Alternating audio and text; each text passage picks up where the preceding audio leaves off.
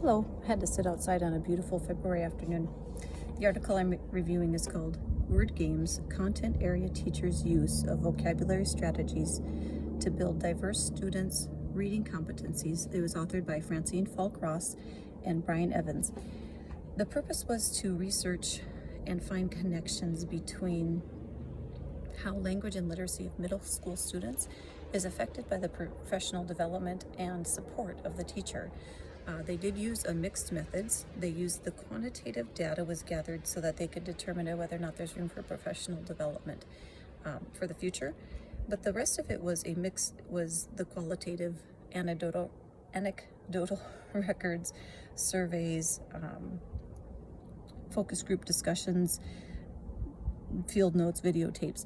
And they did this with 5 middle school teachers in a 7th grade students in a semi-urban city. So most of the kids were marginal as far as who they were addressing. A lot of them were ELL, which plays directly into the language portion and vocabulary. The results showed that the teachers' understandings of what the kids were viewing could be confusing, and it changed how they practice what they do. So for example, the word once in Spanish means 11. In English, it's once. So the students are seeing this word and not able to understand the difference in context, but they are trying. And so to demonstrate with a lesson how each of these words is used. So for instance, in their science class, if they're going to be talking about magnets, fields, force, poles, all those kinds of words, they would model them in sentences on the board rather than just simply start to use them, to build that background knowledge, and for some, the first knowledge of what these are. The teachers also changed what they did by using graphic organizers in order to give the kids something to concretely write on so that they could have a visual of what they are going to be learning. And they did find that it cut down on the confusion. The quantitative portion showed an increase in their vocabulary knowledge, and which of course then increases comprehension because it cut down on the confusion.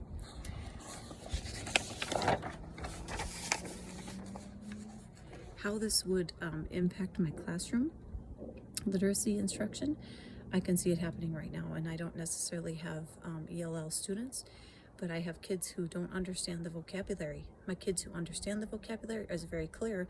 They can take part in the discussion. They understand the concepts when they're discussed, but I can see others that seem to be swimming. And so I already can see how this is going to be used in my classroom tomorrow.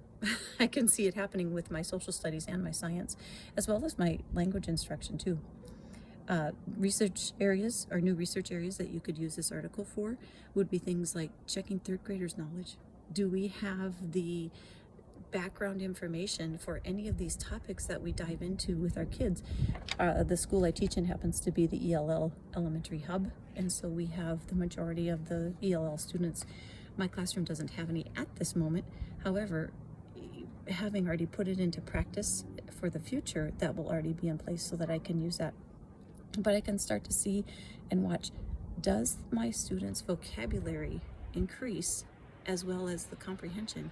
So yes, this could turn into research for many different areas, just even within my own classroom.